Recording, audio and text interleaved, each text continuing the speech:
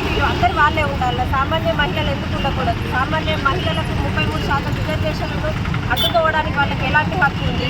దాని గురించి ఇవాళ రాజన్న సిరిసిల్ల జిల్లాలో ఈరోజు ధర్నా ప్రోగ్రాం చేస్తున్నాము. దానికి మేము మహిళలందరం ఏకమవుతున్నాము. ఎందుకు వాళ్ళ ప్రభుత్వంలో వాళ్ళే పాలనలో ఉండాలా? సామాన్య మహిళలు ఎందుకు ఉండకూడదు అని తెలియజేస్తూ ఇక్కడ ధర్నా నిరసన ప్రోగ్రాం చేస్తున్నాం. భారత్ మాతాకి రోజున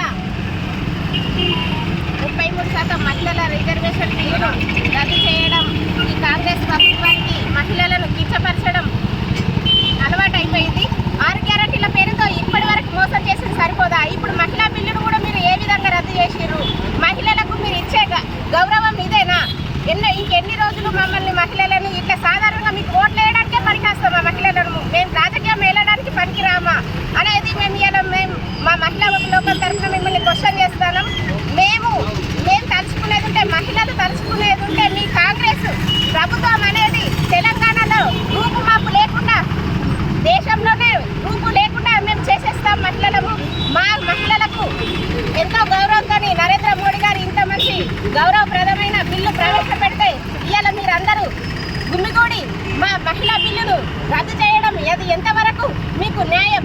మీరు పేరుకు చెప్పుకోవడానికే మహిళలకు సపోర్ట్ చేస్తారు అంతే. అది ప్రెస్ మీటింగ్లలోనే పనికొస్తుంది మీకు.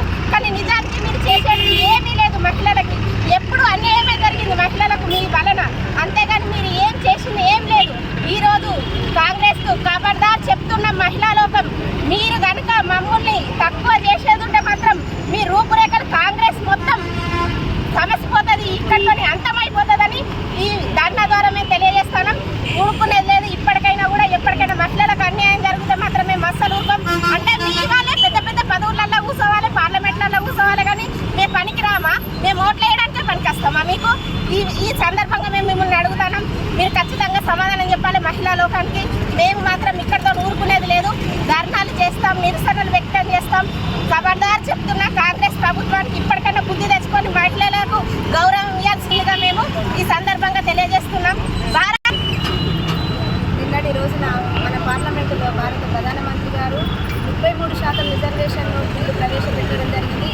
దీనికి యావత్ భారతదేశం మహిళలందరూ సంఘీభావం తెలిపారు. మహిళలకు 33% రిజర్వేషన్ అనేది దశాబ్దాల నుంచి ఎదురు చూస్తున్న కళ సాకారం కాబోతున్న వేళలో కాంగ్రెస్ ప్రభుత్వం వాళ్ళకి ఏం పిచ్చి ఆలోచన ఏమో అర్థం కాదు, కానీ మహిళల పట్ల ఇంత దురాలోచన ఉంటుందని మేము అనుకోలేదు.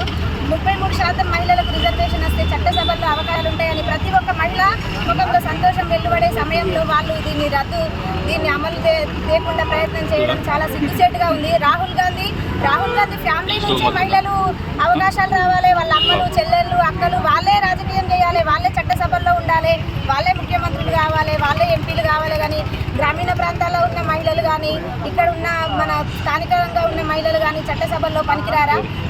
ఓట్లలో సగభాగం ఉన్న మహిళలు ఇవాళ రాజకీయ రంగంలో ముందు భాగంలో ఉండాలని మన భారత ప్రధానమంత్రి గారు తీసుకున్న నిర్ణయాన్ని వీళ్ళు అమలు జరగకుండా చేయడం ఎంతవరకు సమంజసం? ఖబర్దార్ చెప్తున్నాం కాంగ్రెస్ నాయకులకు, ఖచ్చితంగా మహిళా బిల్లు ప్రవేశపెట్టినందుకు మహిళా బిల్లు అమల్లోకి వచ్చేదాకా కొట్లాడదాం. ఎక్కడికైనా మహిళా లోకంతో సిద్ధమై మేము ఎక్కడికైనా ధర్నాకు సిద్ధంగా ఉంటాం. దీనికి బీజేపీ పార్టీ తరఫున మేము ఏది చేయడానికైనా రెడీగా ఉన్నాం. భారత్ మాతాకి